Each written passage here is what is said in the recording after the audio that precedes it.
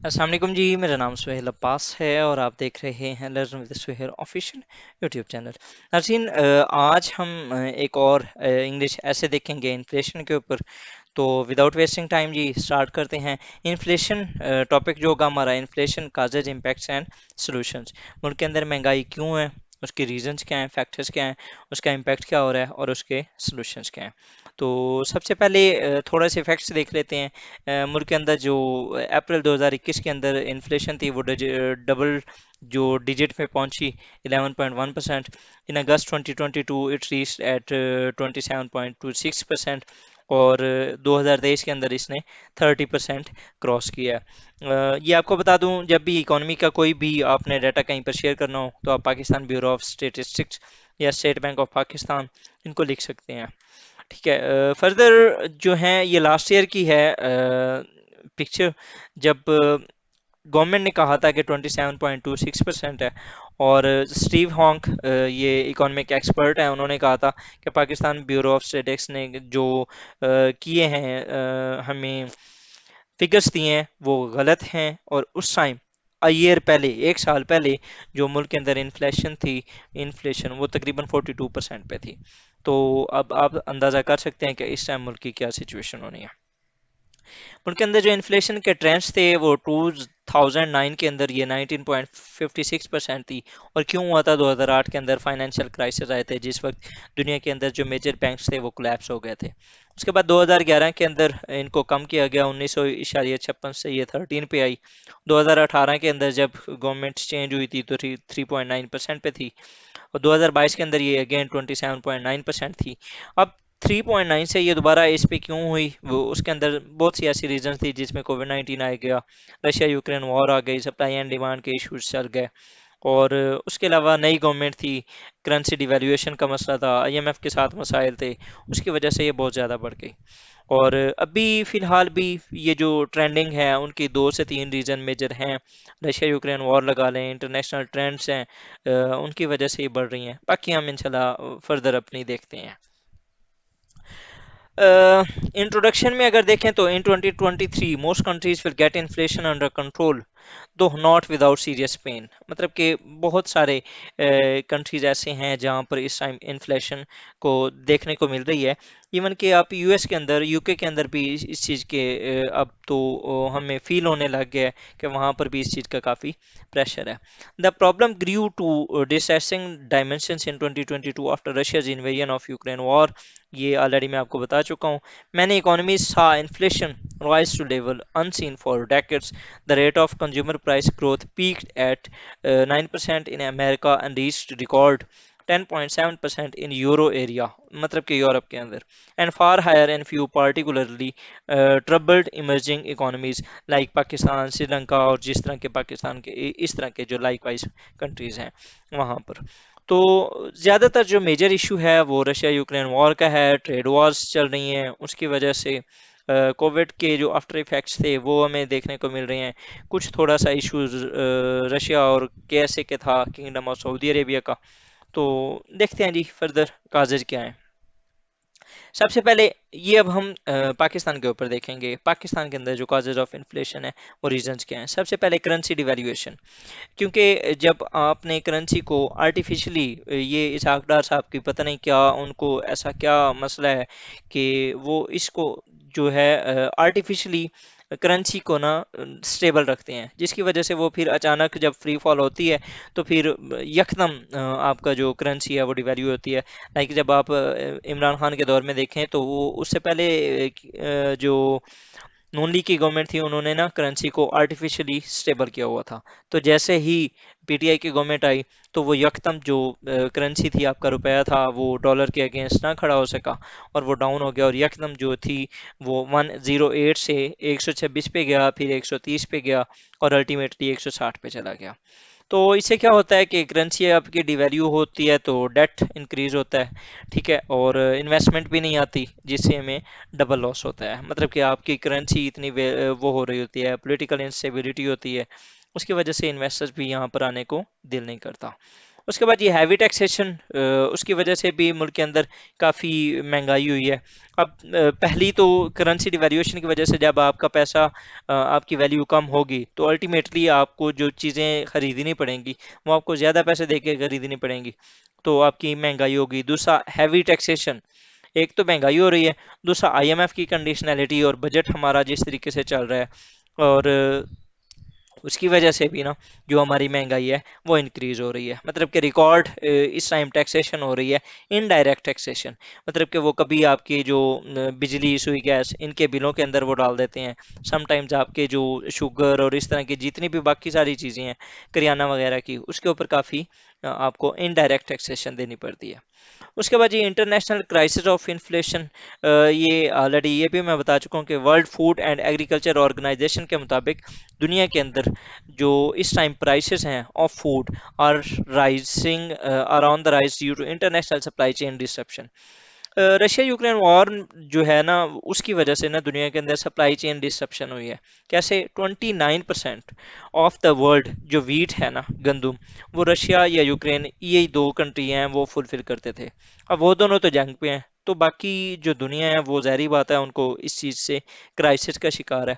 उसकी वजह से दुनिया के अंदर जितनी भी फूड की जो इंडस्ट्री है या उसके जो प्राइसेस हैं वो बहुत ज़्यादा ऑल टाइम्स हाई है। उसके बाद ये fluctuation of supply and demand due to geopolitical situation, जिसके अंदर यूक्रेन वॉर आ गई, कोविड 19 हो गया, यूएस चाइना राइवलरी आप देख लें, रशिया यूएसए राइवलरी देख लें, यूएसए केएसए जो है इशू देख लें, उसके अलावा रशिया और केएसए इशू देख लें। तो ये जो एक जियोपॉलिटिकल सिचुएशन है ना उनकी वजह से भी वो आपस के अंदर ट्रेड प्रॉपर नहीं कर रहे होते, और ड्यू टू ग्लोबलाइज्ड वर्ल्ड अगर किसी एक कंट्री के अंदर मसाइल होते हैं तो वो अब पूरी दुनिया के अंदर फेस किए जाते हैं, सफ़र किए जाते हैं। और उसकी सबसे बड़ी एग्जांपल 9/11 कि कहाँ पर हुआ था और किस कंट्री ने सबसे ज़्यादा सफ़र किया। ठीक है, तो इसके बाद फर्दर अगर देखें तो poor price control mechanism, corruption by inspectors हमारे मुल्क के अंदर जिस तरीके से है, आपको पता है कि मुल्क के अंदर करप्शन ही इतनी ज़्यादा है। इमरान खान साहब के दौर में जब स्टार्ट हुआ था तो 117 पे थे, और उन्हीं के दौर में 140 पे पहुंच चुके थे। क्या थी रीजन? यही हमारी जो करप्शन का हाल है। उसके बाद ये राइस इन ऑयल प्राइसेस दुनिया के अंदर वैसे भी ये अगेन मैं वही कहूँगा कोविड 19 की वजह से, रशिया यूक्रेन वॉर की वजह से जो ऑयल प्राइसेस हैं वो काफ़ी इंक्रीज कर गई थी, तो उसकी वजह से भी महंगाई ओवरऑल बहुत ज़्यादा हो गई। रोल ऑफ इंडस्ट्रियल कार्टल्स, अच्छा फिर अब जिस तरह मैंने अपने पिछला इकोनॉमी वाले लेक्चर्स में बताया था कि हम अपनी जो इंडस्ट्री है उसको ना हम पाल रहे हैं, हम उनको नरिश करते हैं किस तरीके से, उनको सब्सिडीज दे के और इस तरह के उनको ना टैक्स इवेशन वगैरह दे दे के। तो वो क्या करते हैं इन रिटर्न, जब गवर्नमेंट उनको सरेंडर नहीं करती उनके सामने, तो वो फिर खुद वीट क्राइसिस, शुगर क्राइसिस या फ्लोर क्राइसिस, इस तरह के जो इश्यूज हैं ना वो जनरेट करते हैं, ताकि फिर गवर्नमेंट जो है वो सरेंडर कर दे और वो अपनी मर्जी से रेट जो है वो ले सके। तो उनके अंदर आप देख लें तरीन साहब की फैक्ट्रीज हैं, हमजा शहबाज, उसके अलावा वीट माफिया मियाँ हैं, खुसरो बख्तियार, ये सारे जितने भी लैंडलॉर्ड्स हैं उनकी ये फैक्ट्रियाँ हैं, उनकी इंडस्ट्रीज़ हैं, और वो मुल्क को अपने इशारों पे चला रहे हैं। उसके बाद ये फर्दर अगर हम इसके इम्पैक्ट्स देखें तो पावर्टी बहुत ज़्यादा, अब आप देख लें कि किस तरीके से तकरीबन 80 मिलियन पीपल जो है ना मुल्क के अंदर, 80 मिलियन है, या शायद ये आप ना देख लीजिएगा, ऑलमोस्ट ना ये पाकिस्तान के बिलो द पॉवर्टी लाइन चले गए हैं। ठीक है, वर्ल्ड बैंक की अभी लेटेस्ट रिपोर्ट आई थी उसके मुताबिक, हाँ, ऑलमोस्ट 80 मिलियन पीपल हैं वो इस time below the poverty line रह रहे हैं। मतलब कि जिनके पास दिन के एक दिन के अंदर खाने के लिए, या उनको जो एक दिन की पे होती है वो $1 या उससे कम होती है। तो इस तरह की आप सिचुएशन देख लें। उसके बाद ये लिविंग, $1 है या शायद $1.5 है, इसको आप काइंडली कंफर्म कर लीजिएगा वर्ल्ड बैंक का। यहाँ पर ना ये जब आपने पॉवर्टी वगैरह लिखना होगा तो इस पे वर्ल्ड बैंक या यूएन की ना जो रिपोर्ट्स होती हैं वो आप साथ मेंशन कर दिया करें। उसके बाद ये लिविंग स्टैंडर्ड ये डिक्लाइन हो रहा है। अब आप देखें कि जो एक मिडिल क्लास फैमिली का कोई इंसान जो कि पहले सुकून से रह रहे थे, अब उनको दो दो जॉब्स करनी पड़ रही हैं ताकि वो अपने फैमिली को सपोर्ट कर सकें। रिच पुअर गैप बहुत ज़्यादा बढ़ रहा है। अब आप अपने मुल्क के अंदर ही देखें कि लास्ट 2 to 3 ईयर्स में पाकिस्तान के अंदर रिकॉर्ड जो हैं वो व्हीकल्स खरीदी गई हैं, गाड़ियाँ बहुत ज़्यादा खरीदी गई हैं, बाइक्स खरीदी गई हैं। ठीक है, एक साइड पे वो तबका है जिनके पास पैसा है ही नहीं, और दूसरी साइड पे वो तबका है जिनके पास इतना पैसा है कि वो मीन के उनके पास वो लगाने के लिए जगह नहीं है। आप दो तरह की लाइनें इस टाइम मुल्क के अंदर देख रहे होंगे। एक लाइन है टीम हॉर्टन के बाहर लाहौर के अंदर या डीएचए के अंदर, दूसरी साइड पे आटे की जो कतारें हैं वो लगी हुई हैं। तो ये क्या शो कर रहा है? रिच पुअर गैप, कि एक साइड पे उनके पास इतने पैसे हैं कि वो खाने के लिए लाइन में लगे हुए हैं, और दूसरे ऐसे हैं कि जिनके पास पैसे नहीं है और वो लेने के लिए लाइन में लगे हुए हैं। उसके बाद जी crime hikes, snatching, robbery Lahore के अंदर बहुत ज़्यादा इंक्रीज हो गया है, कराची के अंदर बहुत ज़्यादा हो गई हैं। तो ये इश्यूज क्या हैं कि अब इन्फ्लेशन बहुत ज़्यादा है, लोगों के पास पैसे जो हैं उनसे उनका गुजारा नहीं होता, तो अल्टीमेटली फिर उन्होंने क्या करना है, जॉब्स हैं नहीं, तो क्राइम्स वाली साइड पे ही उन्होंने आना है। इसके फर्दर हम अगर सॉल्यूशंस देखें तो ऑलरेडी मैं अपने पता नहीं कितने मल्टीपल लेक्चर्स के अंदर मैं बता चुका हूँ। इकोनॉमिक रिफॉर्म्स करें from the grass root level, आपको स्ट्रक्चरल रिफॉर्म्स करनी पड़ेंगी, आपको अपने टैक्सेशन के ऊपर काम करना पड़ेगा, आप अपनी एक्सपोर्ट्स को बढ़ाएं, ठीक है, ताकि आपके मुल्क के अंदर जो इन्फ्लेशन है या इस तरह के जो इश्यूज हैं, आप ये जो स्टेबल करते हैं आर्टिफिशियली अपनी करेंसी को, इससे रुकें, ताकि आपके मुल्क के अंदर कुछ चीज़ें जो हैं वो कुछ नैरो डाउन हो। उसके बाद ये criminalise the stocking of dollar, हम हमारे मुल्क के अंदर डॉलर को एज ए बिजनेस लिया जाता है, उसको इन्वेस्टमेंट दिया जाता है, उसको रोक के रख लेते हैं, फिर जब डॉलर इंक्रीज होता है तो फिर उसको बेच देते हैं या स्मगल करते हैं डॉलर को। तो इसके ऊपर भी क्रैकडाउन करना चाहिए। उसके बाद ये फर्दर अगर हम देखें तो इनहेंस योर एक्सपोर्ट्स, जब आप एक्सपोर्ट्स अपनी इनहेंस करेंगे तो उससे क्या होगा, आपका जो फॉरेन एक्सचेंज के इश्यूज हैं उसको कुछ तकवीत मिलेगी, आपकी ट्रेड डेफिसिट जो होगा वो कम होगा। उससे क्या होगा कि आपकी एक्सपोर्ट्स जब ज़्यादा होंगी तो इंपोर्ट्स कम होंगी। आप खुद जनरेट बनाने लग जाएंगे, आप चीज़ें खुद जब जनरेट करेंगे, अब फॉर एग्जांपल अगर मुझे कोई एक टूथपेस्ट लाइक चाहिए और मैं वो ब्रांडेड यूज़ कर रहा हूँ, अगर वो यहीं पर बनेगी तो मैं उसको यहीं से खरीदूंगा तो मुझे कम पैसों पे ही मिलेगी ना। तो अपने मुल्क के अंदर जो एक्सपोर्ट्स हैं उनको आप जनरेट करें, ताकि जो ये महंगाई है उसको कम किया जाए। उसके बाद ये टैक्सेशन रिफॉर्म्स करें, जो गरीब के ऊपर टैक्स लगाया जा रहा है उसको छोड़ के आप अमीर के ऊपर लगाएं। लेकिन वो अमीर के ऊपर कैसे लगाएंगे, वो तो फंड करते हैं ना हमारे पॉलिटिशियंस को, तो उनका भी एक बड़ा बहुत बड़ा मसला है जिसकी वजह से हमारे जो टैक्सेशन रिफॉर्म्स हैं वो नहीं हो पा रही।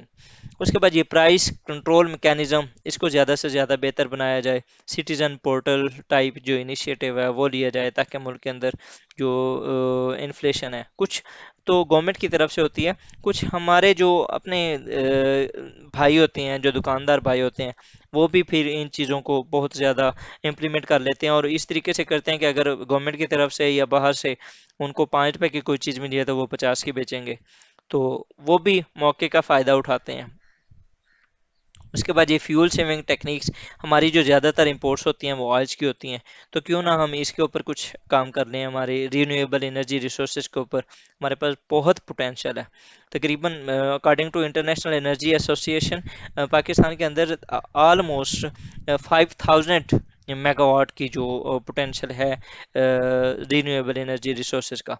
लेकिन पता नहीं ये 5000 है या 50,000 है, अब मुझे एग्जैक्ट वर्डिंग याद नहीं है, ये हम इंशाल्लाह अपने टूरिज्म वाले लेक्चर्स के अंदर देखेंगे, या एनर्जी क्राइसिस वाले जो ऐसे होगा उसके अंदर। तो हम एनर्जी रीन्यूएबल एनर्जी रिसोर्सेज के ऊपर भी काम करके हम अपने इंपोर्ट्स को कम कर सकते हैं। उसके बाद फर्दर हम देखें तो इंडस्ट्रियल कार्टल्स के ऊपर क्रैकडाउन करें। यूएसए के अंदर ना एक कंपनी थी जॉन डे रॉकफेलर, ठीक है, रॉकफेलर उनकी कंपनी थी, तो उसका जो ओनर था उसने क्या किया कि वो जब भी कोई ना, ये ऑयल की मार्केट का एक बहुत बड़ी इंडस्ट्री थी, तो जब भी कोई नया इंडस्ट्रियलिस्ट आता था तो ये उसको खरीद लेता था, इंडस्ट्री ओन कर लेता था। तो अल्टीमेटली ये इतनी हो गई थी कि यूएस की जो पॉलिसीज थी उसको ये इम्पेक्ट करने लग गई, तो ये उनके खिलाफ थी, रूल्स के खिलाफ थी, तो उन्होंने इसको उठा लिया था, मतलब कि इसके ऊपर ना उन्होंने क्रैक डाउन कर दिया था। सिमिलरली पाकिस्तान को भी इस तरह के जो मेजर माफियाज हैं उनके ऊपर क्रैक डाउन करने की ज़रूरत है, ताकि जो इन्फ्लेशन के वो ट्रेंड्स बनाते हैं उनको कम से कम किया जाए। तो ये था हमारा आज का लेक्चर जिसके अंदर हमने इन्फ्लेशन देखी, उसके काजेज़ देखे हैं, इम्पैक्ट्स देखे हैं और सोल्यूशन देखे हैं। होपफुली आपको अच्छा लगा होगा लेक्चर। अच्छा लगा हो तो इसे लाइक करें, और 350 प्लस हमारे चैनल के ऊपर वीडियोस हो गई हैं जो कि ऑलरेडी हम अपलोड कर चुके हैं।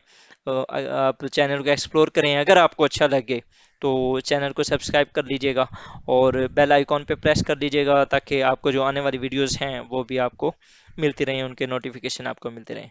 सो स्टे ट्यून जी, दुआ में याद रखिएगा। अस्सलाम वालेकुम रहमतुल्लाह।